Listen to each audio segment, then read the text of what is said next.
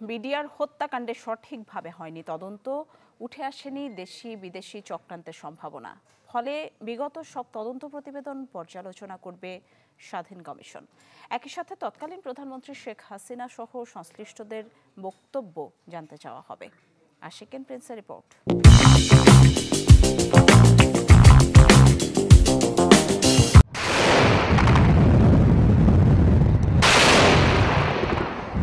2009 সালে পিলখানা হত্যাযজ্ঞে নিহত হন 57 সেনা কর্মকর্তা সহ 74 জন। গঠিত হয় একাধিক তদন্ত কমিটি।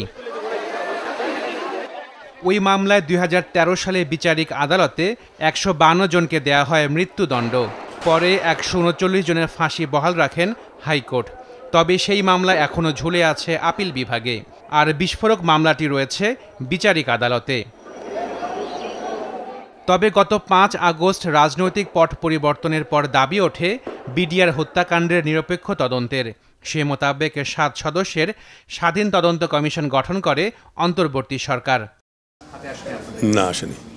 তদন্ত কমিশনের প্রধান অবসরপ্রাপ্ত মেজর জেনারেল আ.ল.ম ফজলুর রহমান মুখোমুখি হন চ্যানেল 24-এর। তিনি বলছেন, বিডিআর হত্যার তদন্ত সঠিকভাবে হয়নি, তাই আগের তদন্ত প্রতিবেদন পর্যালোচনা করা হবে। সেগুলো রিকল করব, সেগুলো আমরা পড়ব, বুঝবার চেষ্টা করব, এবং কোথায় কোথায় এর গ্যাপগুলো রয়েছে সেগুলো নিয়েও আমরা চিন্তা ভাবনা করব। আমি মনে করি এই ঘটনাটার সঠিক তদন্ত হওয়া উচিত।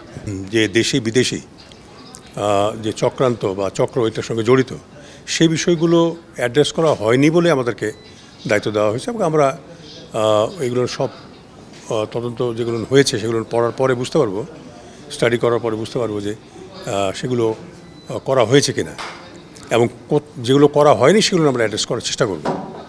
তিনি জানান, বিডিআর হত্যার ঘটনায় তৎকালীন প্রধানমন্ত্রী শেখ হাসিনা সহ অন্যান্যদের বক্তব্য নেয়ার চেষ্টা করবে তদন্ত কমিশন।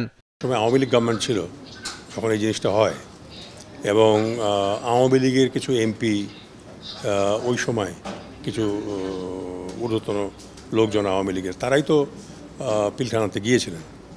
তো যারা যারা গিয়েছিলেন, তো তাদেরকে তো আমাদের প্রয়োজন অবশ্যই পড়বে। ওই সময় প্রধানমন্ত্রী শেখ হাসিনা ছিলেন, তিনি কেন কিভাবে এটাকে দমন করতে চেয়েছেন, কিভাবে সমস্যার সমাধান করতে চেয়েছেন, তারও স্টেটমেন্ট আমরা নেওয়ার চেষ্টা করব, জানার চেষ্টা করব। তেমন তো উনি তো আর দেশে নাই, তাই না? হ্যাঁ, তারপরে ওই যে জাহাঙ্গীর কবির নানক, তারপরে আরও যারা ছিলেন, এই নামগুলো তো আরও আসবে। তো এরা তো এখন এই মুহূর্তে দেশে নাই, এবং কোথায় আছে তাও আমরা জানি না। এগুলোকে চিহ্নিত করার প্রয়োজন পড়বে, এবং তাদের স্টেটমেন্ট কিভাবে কালেক্ট করা যায় সেটাও আমরা চেষ্টা করব। যেমন জেনারেল মঈন ওই সময় চিফ অফ আর্মি স্টাফ ছিলেন, তিনি কেন প্রধানমন্ত্রীর সঙ্গে বসে সৈন্য পাঠিয়ে দমন করলেন না, এর কারণ কি সেটাও আমরা উদ্ঘাটন করার চেষ্টা করব, অবশ্যই করব।